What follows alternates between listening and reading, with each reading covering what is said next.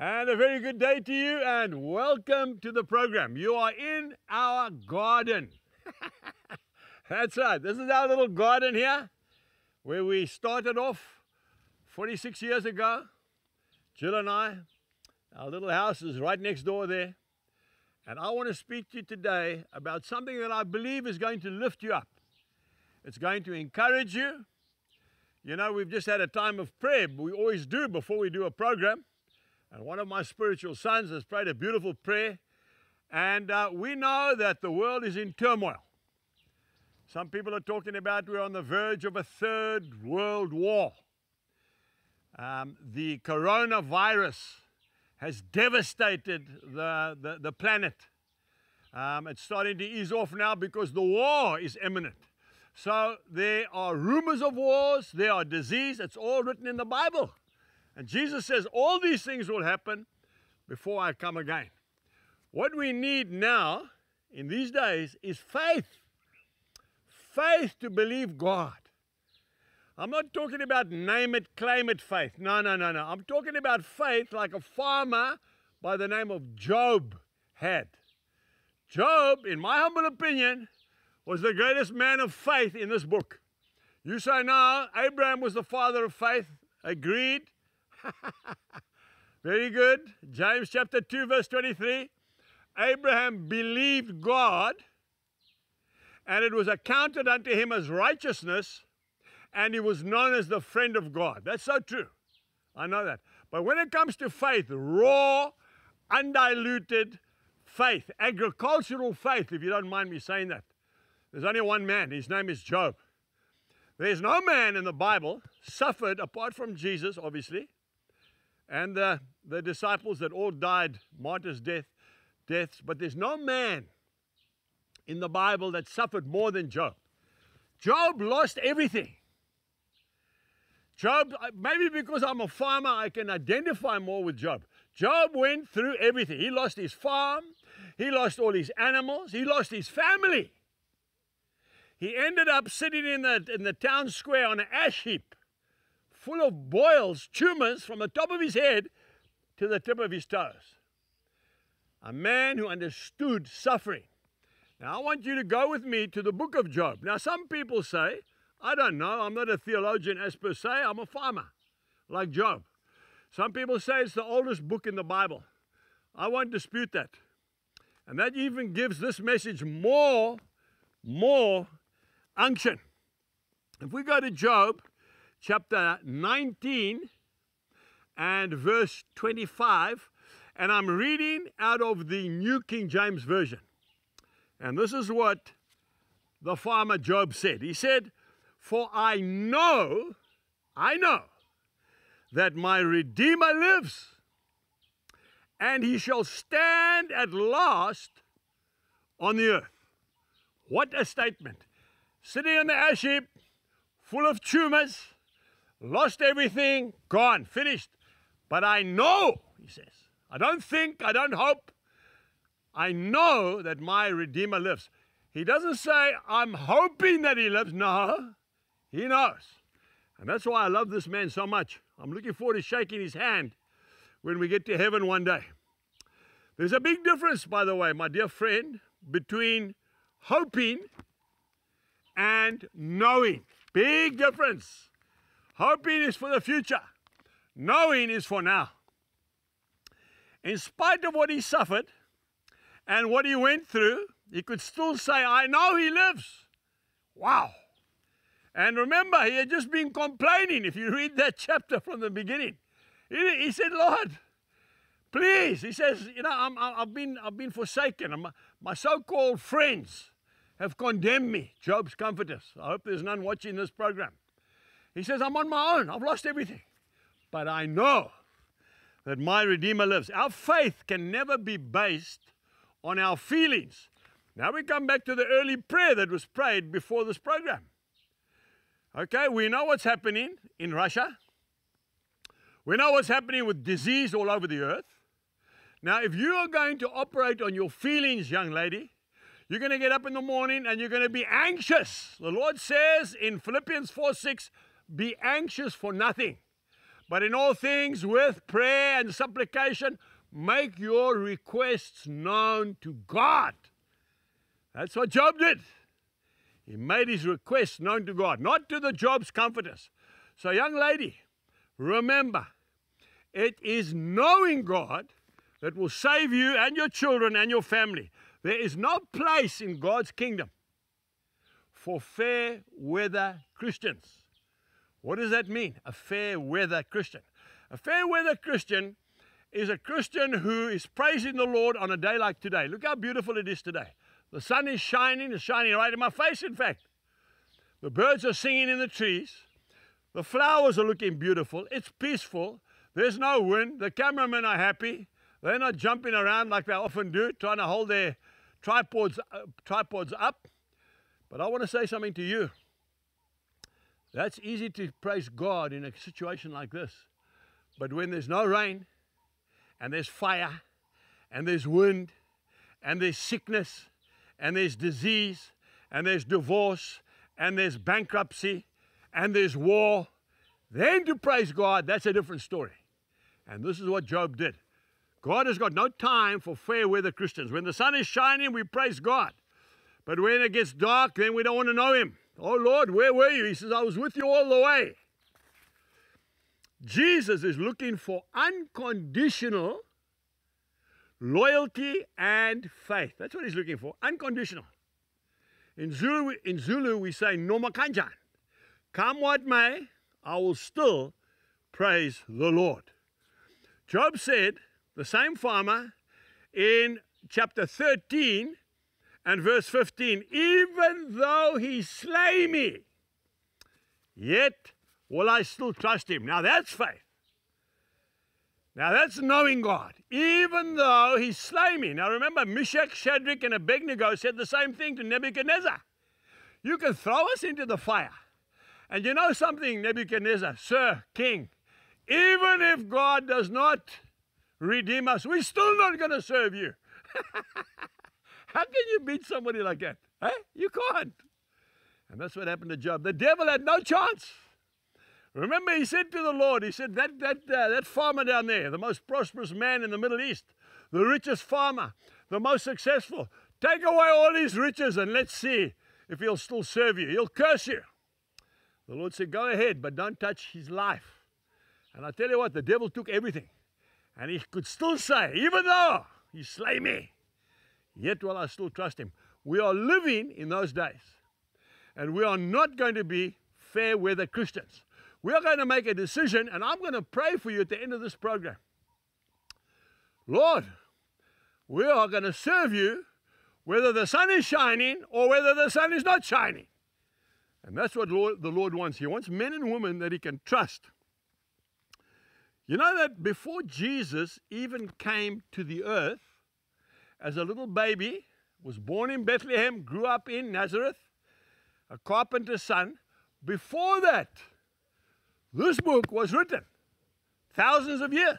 And he says at the end of that verse, in Job 19 and verse 25, and he, that's Jesus, he shall stand at last on the earth. Hey? So Job was talking, my understanding, please forgive me if I've got it wrong, but I don't think so. He is saying that the Lord is coming back a second time. And he is going to stand on the top of the Mount of Olives in Jerusalem. I've been there many times. I hope to go there again before I go home to be with the Lord. And he will stand at the last. That is prophetic. So he knew that the baby was going to be born in Bethlehem. He's going to grow up in Nazareth, right? Be crucified, be resurrected, but he's going to come back again. And he's going to stand at the last. And that is what gives me faith. And if you can keep your faith today, and if you can remember that our Redeemer lives. Yes, but Angus, everything around me is collapsing. That's exactly what happened to the farmer. Everything around him was collapsing. But he said, he will stand at the last on the earth. Oh, folks, that's good news, man. Hey? How do you find that kind of trust? I can hear some of you. I can hear that gentleman who's maybe sitting there, maybe you're in an ash heap, sir. Maybe your wife has died. Maybe your husband has died. Maybe your child has died. And you're sitting in a proverbial ash heap and saying, how can I have the faith that Job had? Good question. And I've got the answer. And it's a very simple one. You can do it by knowing him. See? Oh, that I might know him and the power of his resurrection and the fellowship of his sufferings, being conformed unto his death. I think you'll find that in the book of Philippians chapter 3 and verse 10. And Paul said that, oh, that I might know him. Paul said that after he'd been knocked off his horse on his way to Damascus to persecute the Christians. Saul, Saul, why persecutest thou me? Who are you, Lord? I am Jesus. He'd already met with Jesus. But he still says, oh, that I might know him. And I can add to that my prayer too. Lord, I want to know you more. I really do. I want to know you more intimately. I have such a hunger to be with you. My little prayer room is right here. Right here. I've just walked out the door, straight here onto the set. That's where I spend most of my time these days. That's right. And I want to know him more as I get older. I want to spend time with him. See, if you want to know somebody, you've got to spend time with him. My best friend is my wife. I spend lots of time. We've been married for almost 50 years. I want to tell you, I love her more today than I did the day I met her, because we are growing together. And all the old married couples will nod their heads and say that's true. It's a different kind of a love. It's a deeper love. It's a more intimate love. It's not just a physical love. It is knowing the personality and the character of your loved one. That is what we need to find when we meet the man from Galilee. He's not a historical figure, folks. He is alive. He is more alive to me than you watching this program. And that's what Job found. I know, he says, I know that my Redeemer lives and will stand on the earth at the last. We need to spend time. I want to tell you a little story about what took place in the Hebrides, those islands in the northwest of Scotland. You've got the Isle of Lewis and you've got the Isle of Harris. In the 1950s, an evangelist by the name of Duncan Campbell, he was invited to come up to the islands and to preach and have a crusade, a campaign that would have lasted probably a couple of weeks. And when he came in that little boat, it's very beautiful up there, probably a little fishing boat, brought him in, okay? And he landed at the harbor. And as he got out of the boat, there were two old ladies standing on the quayside waiting for the man of God. Old ladies.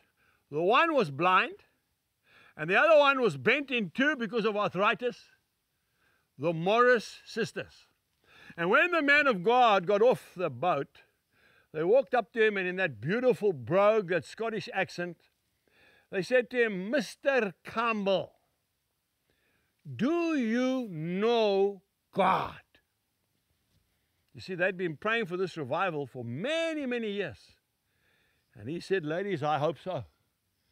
And that was the start of the Hebrides revival that went on for about a year and a half to 2 years. People came from America. They came from all over the world to come and see what God was doing. God visited those islands. They'd be walking down a little path, a little country lane in the middle of the day. They would find a group of farmers praying. They would go into the services every single night. And if you went late, you didn't get in. And this Duncan Campbell was just preaching a gospel message. But the power of God came down because of two old ladies who knew God. I want to say to you today, I'm talking to a pastor that's burnt out. I'm talking to a pastor that wants to give up. Sir, get back into your closet and get to know him. Don't worry about the advertising. We know all about that. I'm an evangelist. Don't worry about all that. Get into the closet and get to know him. And he will give you direction. I'm telling you, we are on the verge of the greatest revival that this world has ever seen. Why? Because Jesus Christ is not coming soon. He's on his way, I told you. Now, we need to know him. And the only way you get to know somebody is by spending time with that person. And we need to spend time with God, because God is the one who will bring revival. God is the one who will change your life. And I have to tell you, of course, about the end of the story of that farmer Job. At the end of his life, you know what happened? Because he said, even though he slay me, he did not turn his back on God. He did not go back into the world. Do you know that God restored everything that he lost 100%? Okay? Camels, donkeys, cattle, sheep, double. Go and read it, double. The Lord gave him beautiful children, gave him a new family, gave him a new reputation. Okay? The Bible says that he lived to see his great-grandchildren. I think he lived well over 100 years.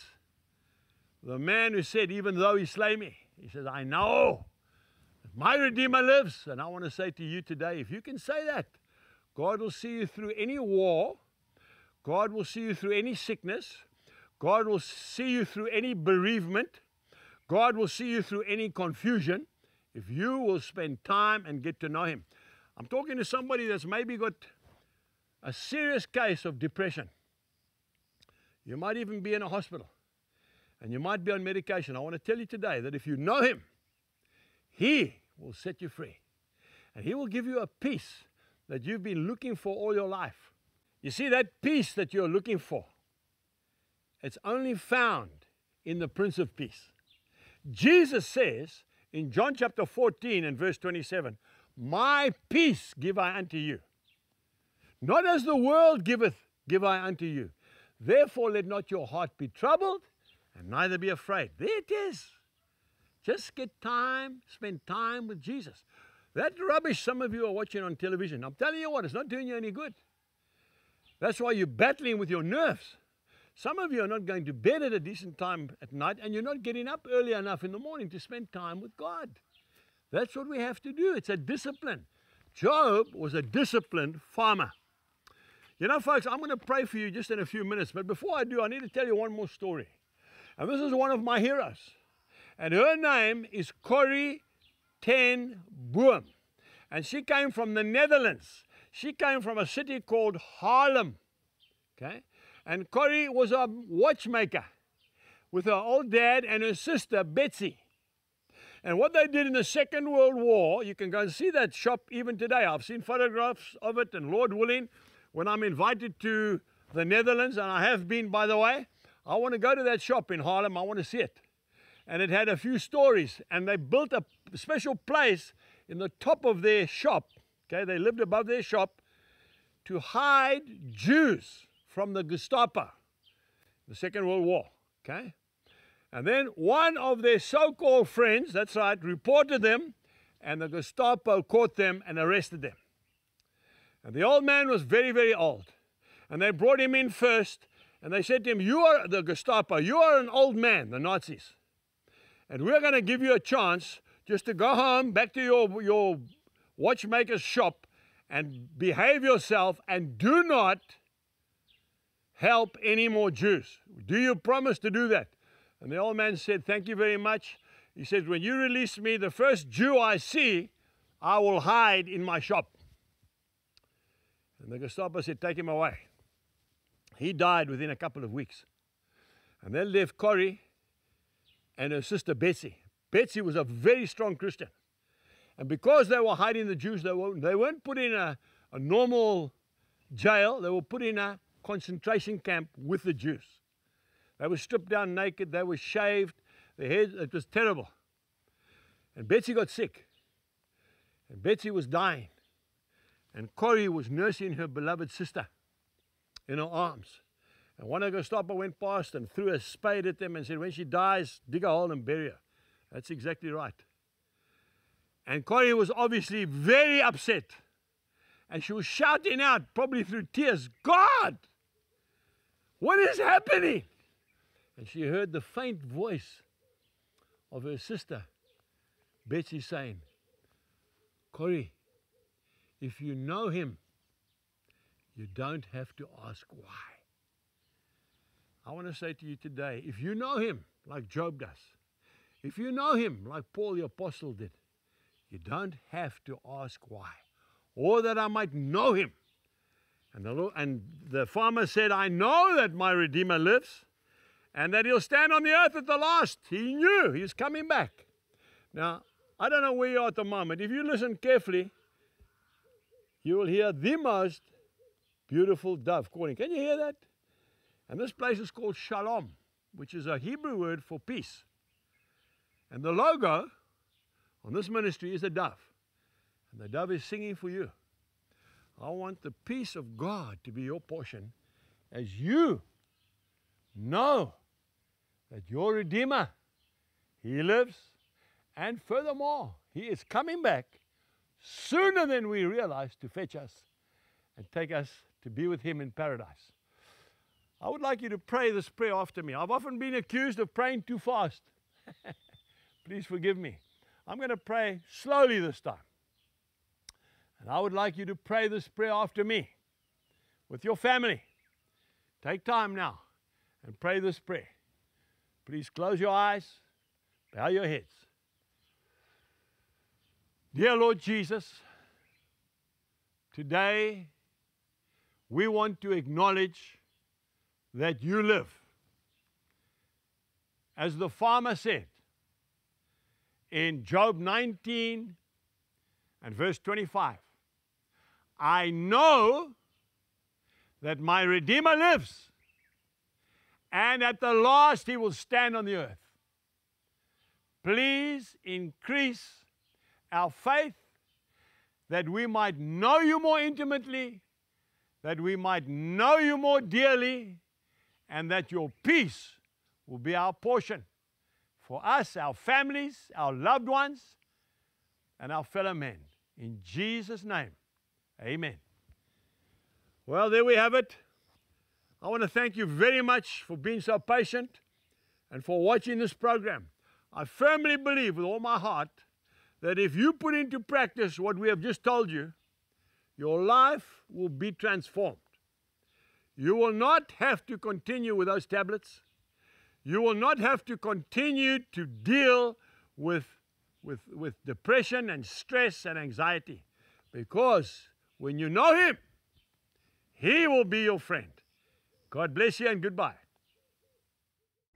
Thank you for watching today's message by Angus Buchan. We trust that you were blessed. For more information about Shalom Ministries or upcoming events, please visit angusbuchan.co.za. Have you downloaded the free Uncle Angus mobile app yet? You can enjoy more messages like this, as well as exclusive content direct to your device. See you next time. Goodbye.